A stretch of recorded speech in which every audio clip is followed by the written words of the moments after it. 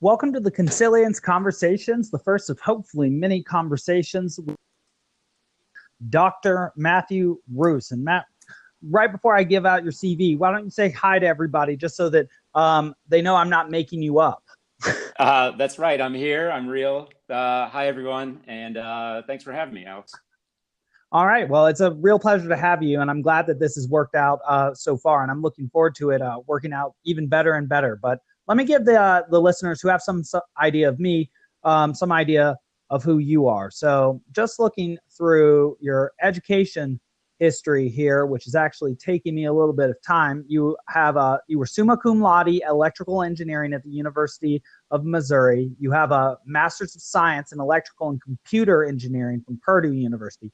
You have another Master's of Science in Biomedical Engineering from Duke University, and a PhD in Neuroscience from Johns Hopkins University, which it looks like you worked at for the last 5 years, as well as several professional stints as an engineer, a principal engineer, a senior DSP engineer for Dynamic Telecom, a senior communications engineer for the MITRE Corporation, and a cooperative education employee in the CIA. And just looking at your publishing history, you have over 10 scientific publications. You've taught in 5 or 6 now different positions. You've been invited to talk at least 3 times, and professional awards you've received over the last 9 years are the NIH NIDCD National Research Service Award, the Johns Hopkins GSA Travel Award, the Johns Hopkins APL Special Achievement Award, another Special Achievement Award, a Red Award for Excellence and Dedication, the Hart Prize, also from JHU for Neurally Integrated Computing, which I'm looking forward to talking about, and also the Outstanding Conference Publication this very year, 2018, from Johns Hopkins. So we are very happy to have you, Dr. Matt Roos. Great to be here once again, Alex. Thanks for that in-depth introduction.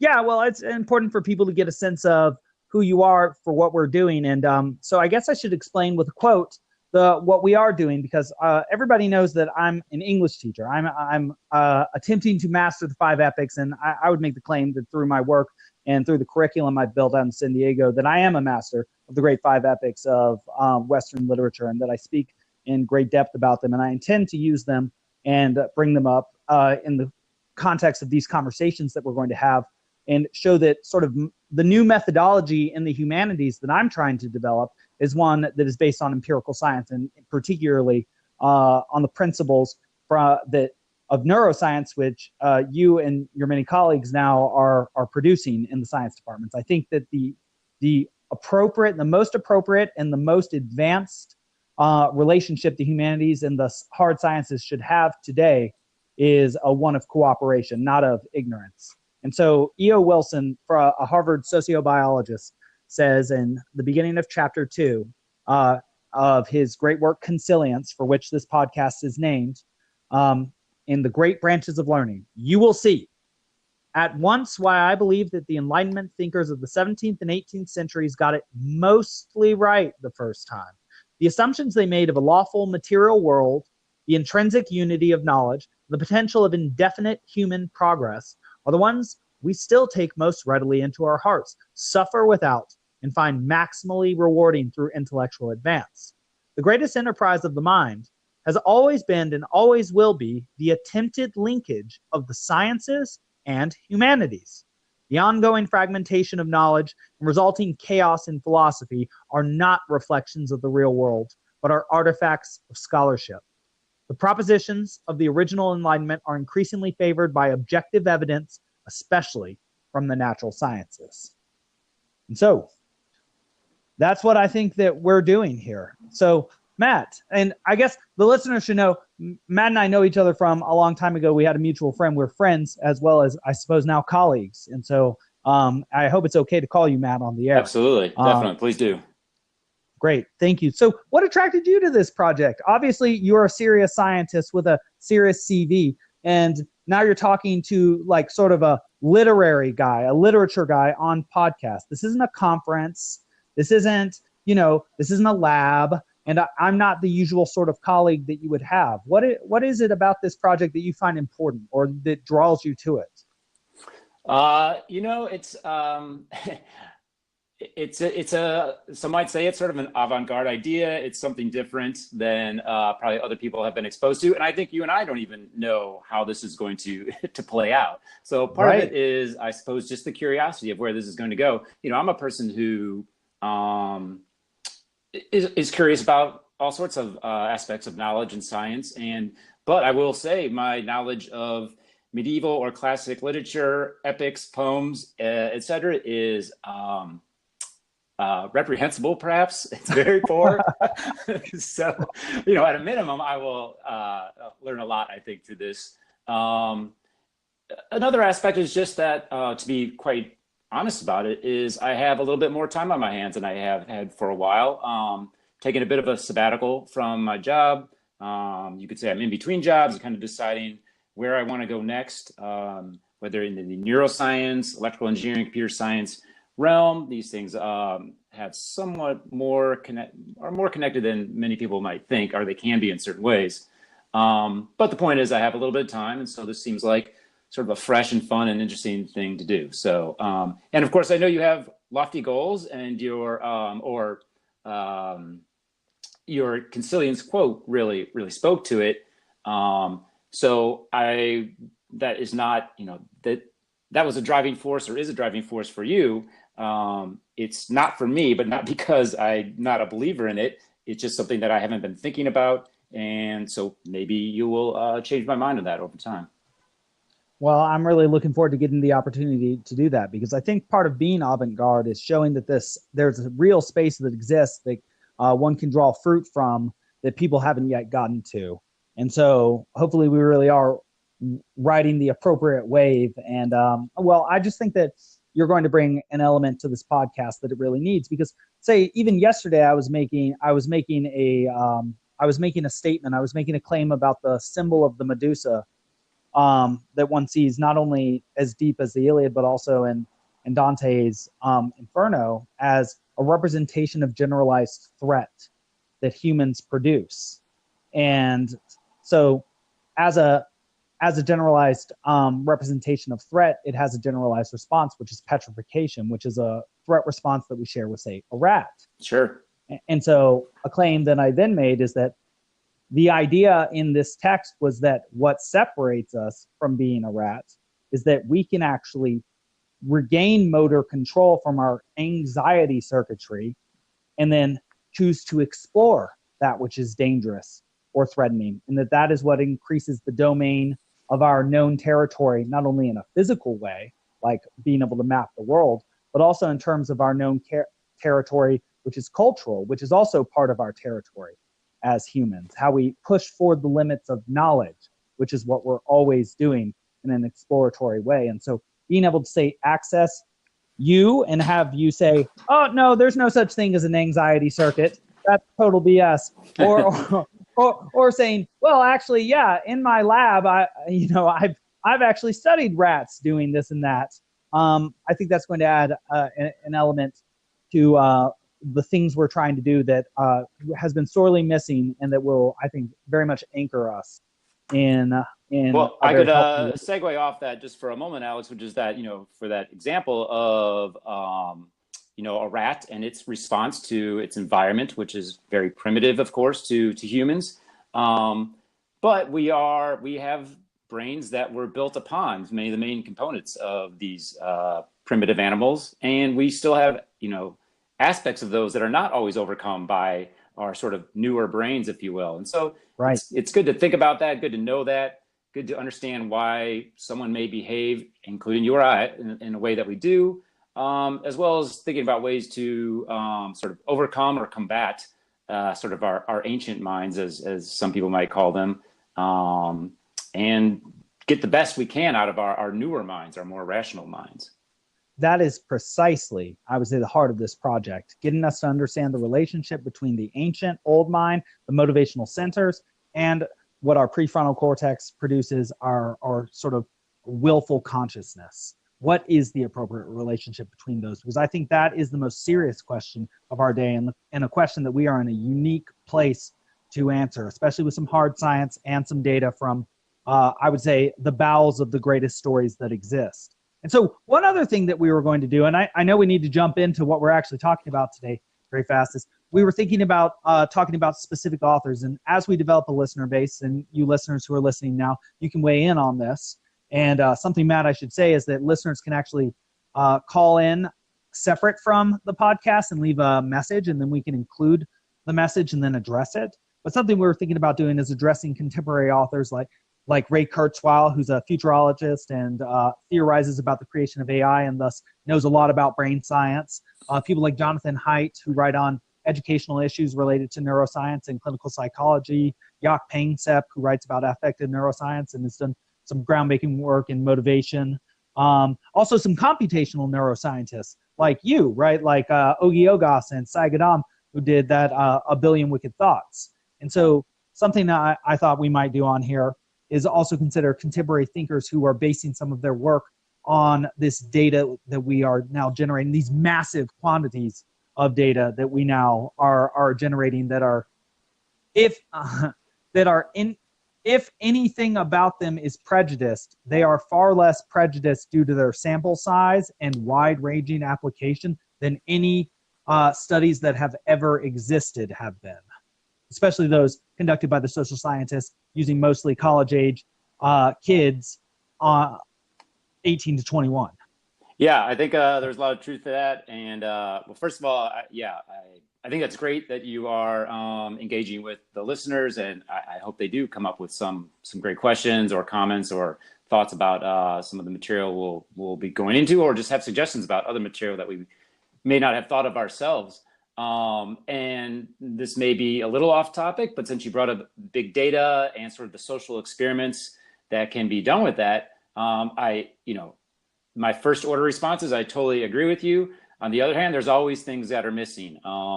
There are those in the world that don't have access to the internet, or those, in the United States, most of us do. Not everyone, but most do. Other countries, less so, and some more so.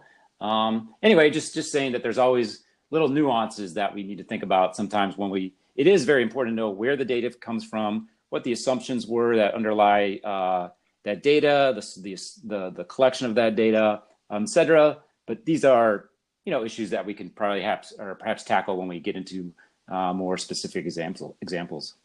Well, I think that's important too, and an important aspect of doing the podcast in the long format discussion that's not antagonistically oriented as so many in philosophy departments are, which I had experience with when I was an undergrad/grad student in philosophy, which is that we can get into the wide agreements that we share and also the nuanced sort of problems of the data. So we can use the data as evidence, but then also illustrate what is potentially a problem or could be improved in the specific experiment, showing that what we're going for is we're essentially being teachers. We're trying to, and we're really being scholars, and that we're trying to understand these phenomena together and bringing together our respective fields of knowledge, which we've spent our entire lives generating in order to reach a shared understanding that's far deeper of actual reality than we would have achieved alone. And that we share this with the people who listen. We're increasing our fields of competency as we communicate in a way that we would never be able to do alone. Because in order to know what you know, I'd need what? Another 20 years of education? That's about right. I'd need another life. Certainly would need a lot to get to catch up with you too in your area. So, we talked about this briefly offline, Alex, but to inform your listeners, just like any field has their areas of expertise, so does neuroscience. So, I'm not here to offer myself as an expert or to sell myself as an expert on every aspect of neuroscience. In fact, I'm poorly informed about probably most areas in neuroscience, but I do have my areas of expertise, and I do have at least a passing knowledge of a lot of areas. So it'd be great for, through these discussions, it's a great opportunity for me to bolster some of my own knowledge in these areas alongside with you and your listeners. Well, that's wonderful. I mean, I think that's exactly the right perspective, and that perspective alone would be useful to share with others. And so before we jump into the confirmation bias, and I sort of wanted to link that to what and ask you about what you meant by sort of the ancient brain and the new brain. And maybe you could explain that for us, because I think a lot of us are going to be building our neuroscience knowledge up from the bottom up. But what is your specific interest in neuroscience right now? And perhaps we can cater some of these conversations to that. Yeah, sure. I think, you know, some of it will be apt for our discussions and some of it will not, or maybe not today, but who knows what will happen down the road. You know, to give the audience just a little bit more about my background, I studied, in my neuroscience studies, I focused on the auditory system. And at that time, I was really interested in how sensory processing occurs. That is, you know, we take it for granted that I hear a sound, that I hear a sound, you hear a sound, and you just perceive it. You just know what it is. Right.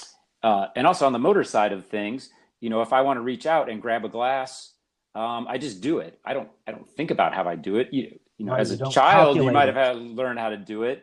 But even then, we really don't remember that learning period.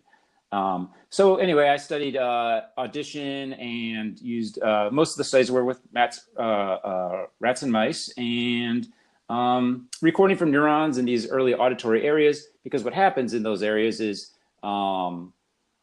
perhaps one example is that you learn the sounds that are behaviorally relevant, and your sort of neurons are, in a sense, tuned to pick up those sounds. And so this is, you know, a common, an example that we can all relate to is people that don't speak the same language as you or I have, of course, accents. And to some extremes, they can't even hear or make certain sounds that we can, right, and vice versa. There are plenty of different Chinese languages that have sounds that we, not only can't we make the sound, we might literally not hear the sound that they're making. Right, because it never imprinted on our neurons during our imprinting phase. Right, the perception, the neurons that sort of convey that perception never learned any need for that. So anyway, I'm getting a little bit off. Go ahead. Well, that just, I don't even mean to be asking questions yet, but that's just so fascinating. So that means to some extent our environment is literally shared experience with other humans, that part of what imprints on our brain for the rest of our life that enables us to hear those around us and distinguish between in-group, out-group to a serious extent, because you definitely know the difference between your language and another, and people who talk slightly differently from you in your own language, you totally notice as well. People will laugh at you, for instance, if you sound a certain way. And so part of what your knowledge of the world is just that which is shared via language from other humans in your direct location during a specific time in your life. Right. So it's like literally at a physiological level. Information just at the lowest level you might be able to imagine. You are, in some sense, steered, biased, tuned to certain aspects of your environment that you were exposed to, including your interactions with those in your group. So you are actually physiologically imprinted by your group. But I thought everything was just culturally constructed and I was prejudiced, Matt. But that's possible, but or certainly the latter part. but I doubt it. Yeah, no, but that's just incredible, because that's a claim that I've been making for some time, and just to have that rooted immediately in just your specific area of interest right there. And I'm actually very interested to ask you in the future, and I'm going to generate some questions about the motoric system and its relation to the sensory system and its relation to the development of the prefrontal cortex, because I have some ideas I think about that. But I think, well, we're never going to get to what we meant to talk about because everything's too interesting, which is a great problem. Right. But I would say, since you introduced an evolutionary perspective, and you said that we have this ancient brain that is everything, and then this prefrontal cortex that's been developed, and over the last 7 million years, our brain has tripled in size. And the fact that the first system is the motor system, and on that is built the sensory system, and on that is built the prefrontal cortex system, suggests to me that the root of action, or the root of thought, is in action, suggesting that sort of the ultimate philosophical science would be ethics. Then, from an evolutionary perspective, from an ontogenetic and phylogenetic developmental perspective. Well, I'm not sure. I don't. The one thing I'll say about that is, so I think a fine sort of first explanation, first order Sure. explanation in your description of, there's a sensory system, motor system. Perhaps left out of that is truly an affective or Right, emotional right. system.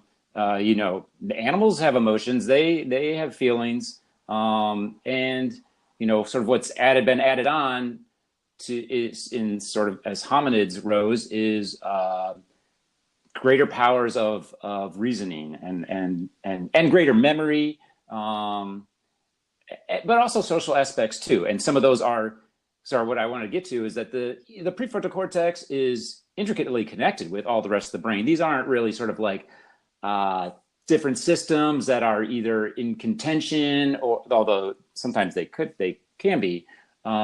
But by and large, what makes us human is not just the prefrontal cortex and our ability for complex thought and reasoning, but many of our human experiences are tied deeply to our emotional Right. centers, and rewards related with those. Right. I mean, and I think a major aspect of mythology, and this is a claim made by Dr. Jordan B. Peterson, but one that I can bear out through my teaching, is that the sort of language of mythology, ante the language of scientific rationality, is the language of affective emotion, of human experience, of the phenomenology of being Mm. alive. And so, what sort of mythology represents are moments of importance that imprint themselves on you precisely because of their emotional significance, rather than presenting an objective, rational view of the world that is anti-emotion like science. And so I guess even from this perspective, I would suggest that that's what we're trying to do here. Speak both those languages and see whether they say the same thing, because probably they Hmm. do. And that will give us a much richer idea of what a human is and what a human isn't, and the specific boundaries within which a human can develop. It seems like we can become anything, but not anything all at once. It takes, yeah. Well, I might have to ask you to clarify that, not this moment, or that's certainly a topic that we can discuss. And well, certainly not all things at once. I would suggest that there are certain things that humans are by nature uh, predestined for, I Mm. suppose, or incapable of. That we can't do it all. We can't learn it all.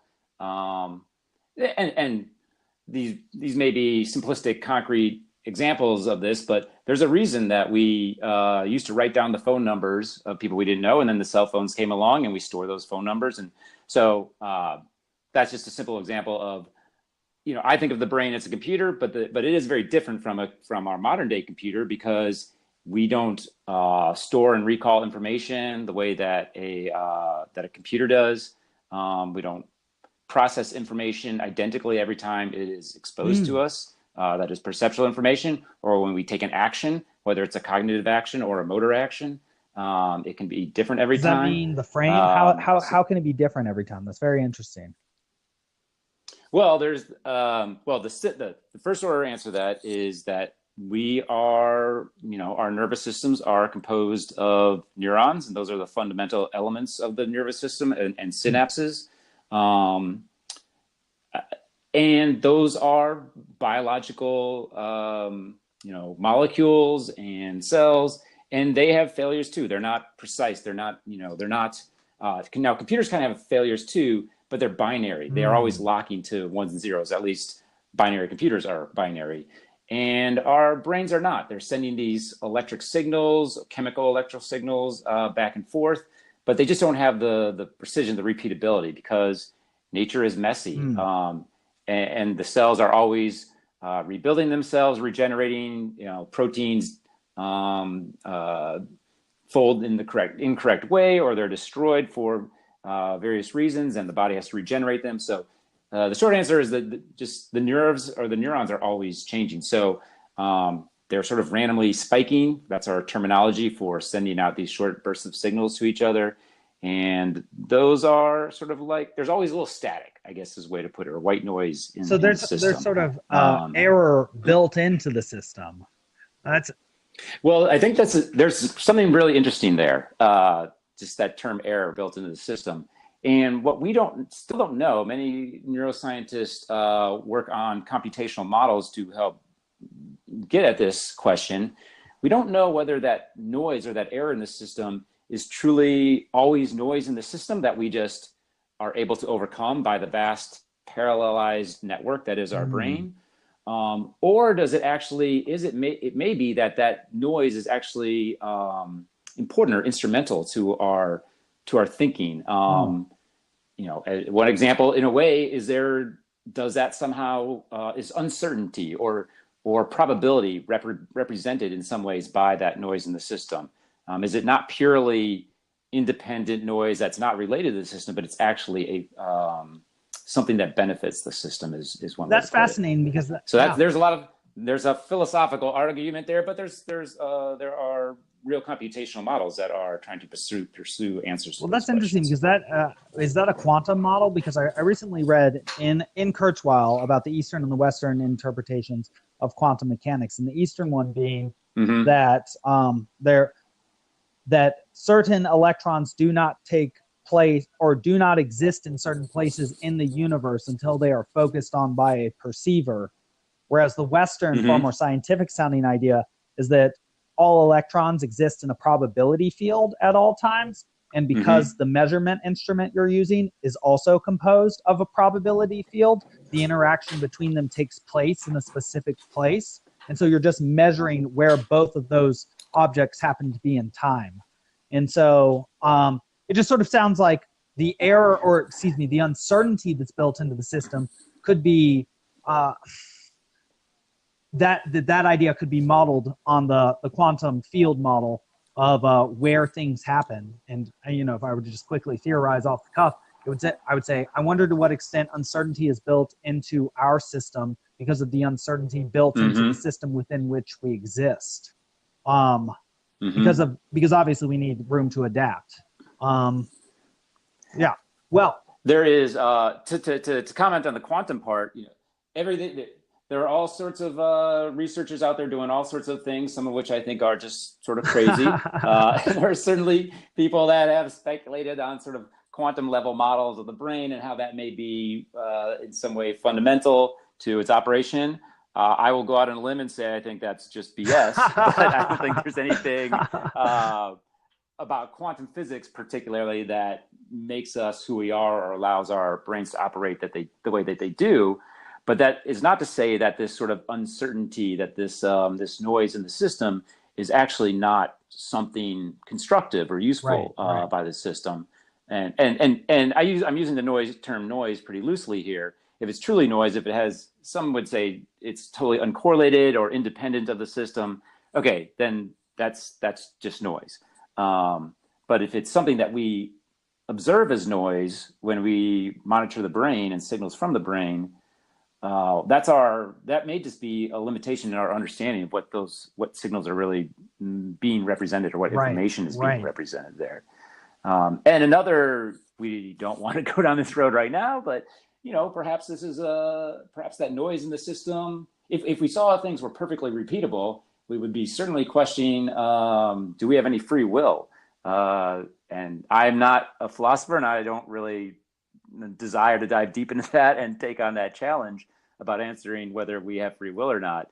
But if the brain was perfectly repeating what it did every time some stimulus was presented to us, then you'd be pretty suspicious that maybe free will does not exist. Yeah, that sounds right. Maybe that can be a goal towards which we work, trying to tackle that process. And I can maybe ask some questions like, even if we had a perfect representation of that which was happening in the brain at the specific moment before choice, wouldn't there still have to be a choice that dictated the next moment within the brain? It's like, what comes first in that? Is it the physical cause or is it the choice itself? And I think that's where the real stickiness is. But I think we can get through that once we really try, because I think also part of this project is we don't like a rat avoid the threatening questions. We explore them.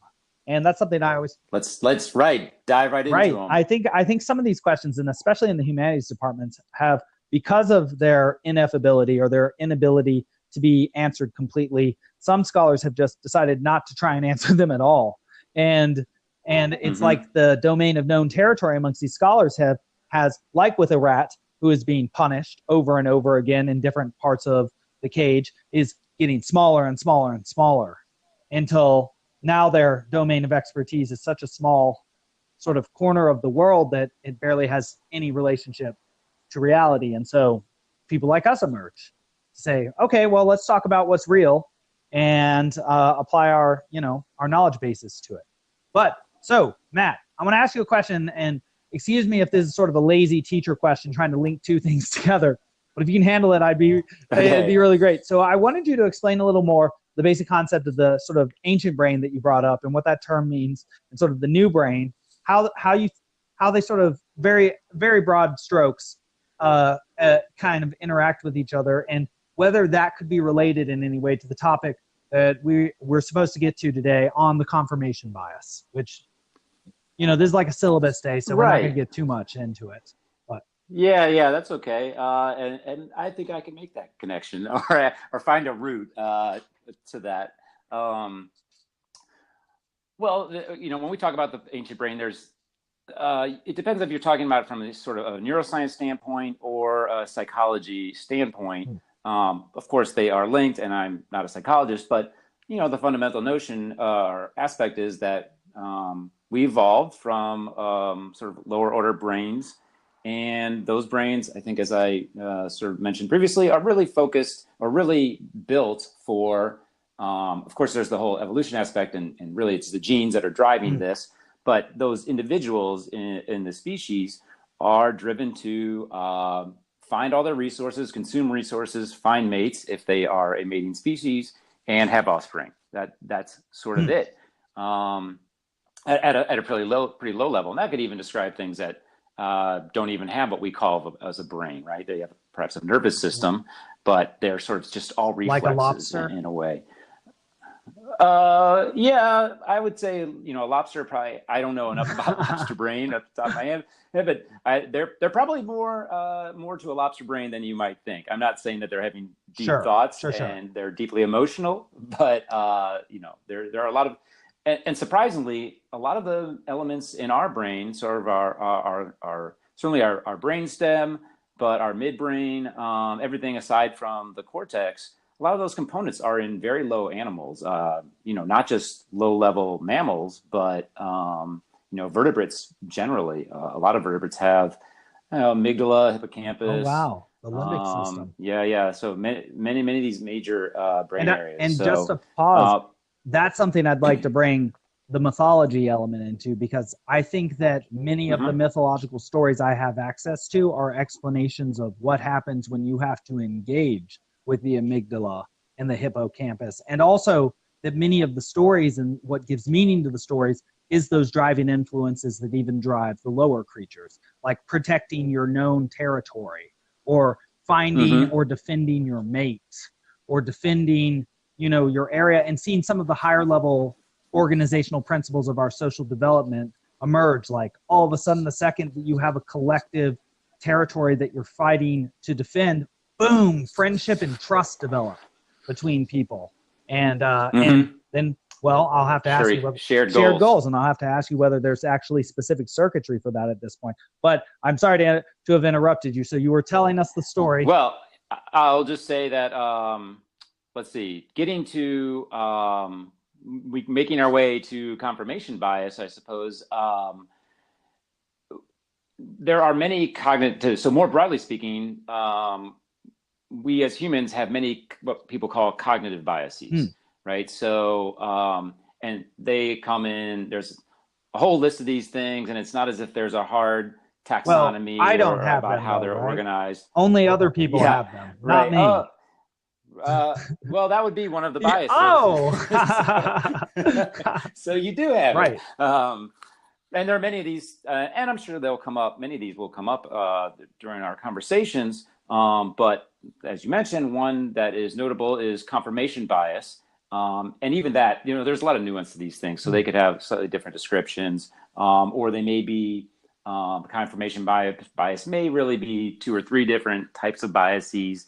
And the neuroscience so getting back to neuroscience just briefly, that underlies these is often not really well known, but is many times connections between sort of this ancient brain and the newer brain because the ancient brain, or the older brain, was evolved to take a lot of shortcuts, and those shortcuts, information processing shortcuts, reasoning shortcuts, if they had any sort of real reason, as we would call it, they had to be often fast, low energy processes. Basically, just get the animal to or this the organism fed and bred. So we've built upon that, but we still have some of these existing cognitive biases that are from that lower order system. And evolutionary psychologists can often sort of argue or try to determine whether these biases had a evolutionary, a positive selection aspect or power to them, either when we were in the trees or during our, time evolving into the Homo sapiens, But I know you wanted to talk about confirmation bias, so I thought maybe I'd give an example of it, and maybe we can, and if you're up for it, we'll do a real-time experiment, and see how that goes. But after that, then I can say a little bit more about this connection to sort of to older species or ancient humans and how this might be sort of related. But so I'll just start out with this, which is that I think I don't know if the term confirmation bias came from Peter Wasson in the 60s, but he did some of the earliest studies on this, studies that were scientific studies, right? This idea that humans may be biased in this way has been around for a long time, and I'm sure you would know many examples in ancient literature or ancient philosophy or older philosophy that discuss it. Oh yes. But Alex, let me give you. So this may not work because maybe you already heard this before, gone through this before. But let me do this. Let me give you. And these to a rule. And so your job is then to think about what that rule might be, and then produce another triplet that fits that rule, right? So you're really just trying to figure out what the rule is. Does that make sense? Can you tell me the first part one more time? It just kind of got weird for a second. Yep, that's okay. I'm just going to give you three numbers, a triplet of numbers, and those numbers, they fit or adhere to some rule. And so your goal is to sort of guess what that rule is, just internally, think about it, and then produce another triplet. And we can go through a few iterations if we want, but we'll just see how it goes. Okay. Does that make sense? Yes, it does. So we'll just start it, and if you don't understand, then I'll add to that. But okay, so the triplet is 4, 6, 8. So just think about what might have generated that rule, and then see if you can, sort of tease out what that rule is by producing another triplet. 10, 14, 18. So unfortunately, the audio this time went out on me, so I couldn't hear your answer. 10, something. 10, 14, 18.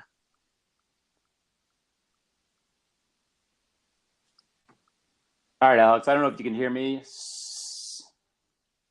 Got it. Yeah, I can hear 10, 14, 18. Yes. Yeah, that does adhere to the rule. Do you want to take another guess? Let's see. Just to sort of scope out whether you think you know the rule or not. 18, 14, 10. That one, sorry, our audio is going bad, but I thought I heard 14, 10 something. Yeah, I reversed the order. 18, 14, 10. Gotcha. Okay, that one broke the rule. Any guess on what the rule is? Just no more. You don't have to guess triplet. Let's move on so we can get to something more interesting.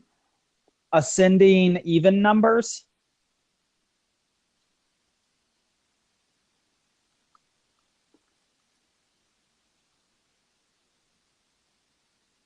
Here, Matt. We can just stop the recording right here really quickly, and then just start the next one. I'll just call you back really quickly. Okay, sounds good. All right. See you in a sec. All right. Hey, Alex. Hey, Matt. Sorry about that.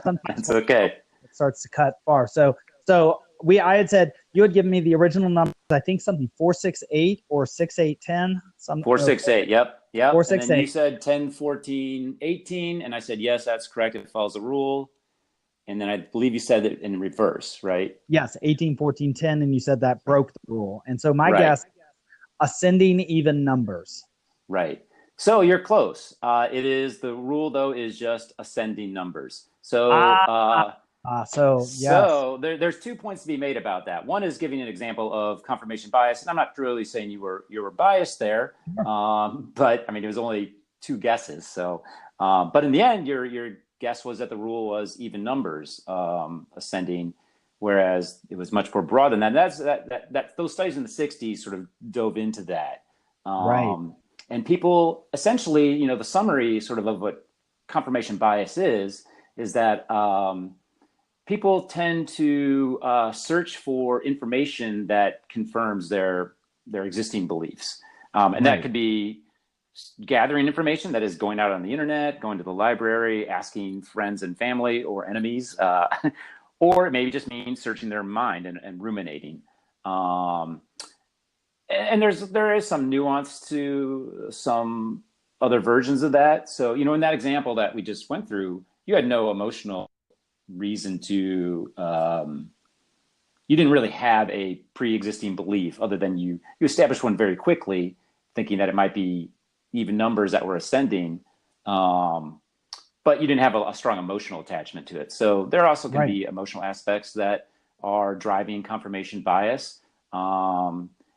Generally it's thought of as something that people do not, they don't do it intentionally. It's not deliberate, but that doesn't mean that it's not, but they still discredit information that doesn't support their view. And particularly beliefs or views that were established early in life, but not always so. Well, let me take a stab at that. Yeah. Yeah, go ahead. Because that sounds, so the first thing I wanted to say when I heard about what confirmation bias is, when you said, we have to take shortcuts and that there might be an evolutionary reason for that, is that most decisions probably do require that we simply recognize a basic pattern and then act. And the shortest path from thought to action that elicits the reward or the appropriate response seems to be probably what we would do the vast majority of the time. And so to search for anomaly when things are going right doesn't actually serve much purpose. But when we become highly socialized scientific animals, it becomes and part of the scientific process, or the process of discovering truth, is not only discovering anomalies that might disrupt the pattern that you believe, but also discovering the existence of other patterns that exist in conjunction with the ones that you observe, that you will only get sort of primed to see by recognizing the fact that the current patterns, and I know this is sort of abstract, that you do observe are only part of a whole rather than the only ones that exist. And just from a sort of a narrative psychology perspective, that you would be primed to perceive people in certain ways and ignore certain details about.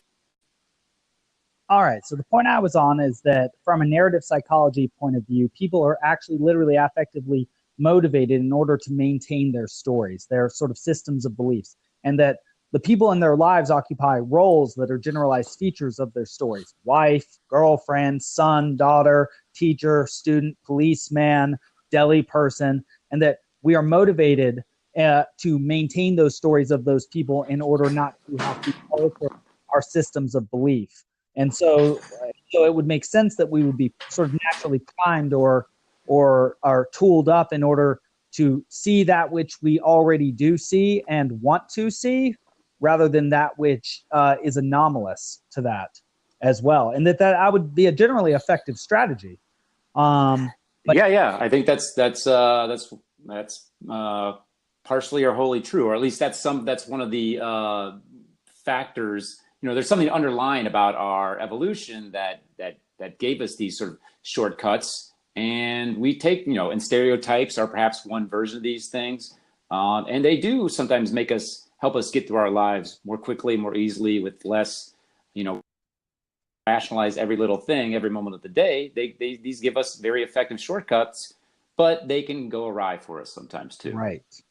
Right. And, just to give a literary example, in the Iliad, which I'm teaching right now, there are two major characters: Achilles, the strongest man, and Agamemnon, the greatest king. And they come to conflicts into conflict with each other. And the majority of this story has to do with the fact that Achilles gets the low end of the stick after having sacked 23 straight cities and thinking himself essentially akin to a god.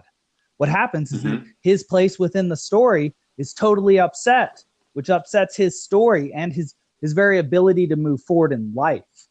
And so, and we can talk about that more as we go on, but it's just interesting that the great stories, even one of the great 5 epics, is about a young man getting sort of put in his place after having thought he was sort of a divine, invulnerable God, and then has to cope with the world and ultimately chooses against it. I think that's something that a lot of young people have to deal with to this day, and it will be important for them to see not only why sort of neurologically and from a neuroscience aspect that has to happen, but also from the greatest stories that exist, we know that has to happen phenomenologically. I think it'll give people hope. I hope so, that it gives them hope. No, that's a really interesting story. And I think, perhaps there are little aspects of that this is a bit comical, but it reminds me a little bit. You're talking about sort of adaptation, not environmental or genetic adaptation, but adaptation to one's situation or their environment. Right. And, there are sort of perhaps neuroscience aspects of that we could look at, but it just reminded me of that old, these days, perhaps 20-year-old book, Who Moved My Cheese? Just, how do you deal with changes in your life or your environment? And those that are able to adapt are, of course, more likely to succeed. So perhaps that's something we can pick up sometime in the future as well. Perhaps that's what we're already doing. And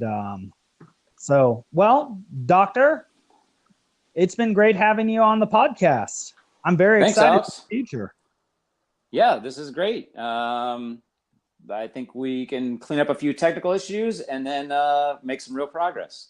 Yeah, agreed. I think the sweeping process is going to begin immediately. So, all right. Well, thank you very much for coming on. I look forward to having you on again very soon. Great. Thanks, Alex. Talk to you next time. Bye-bye. Bye. The podcast you just heard was published with Anchor.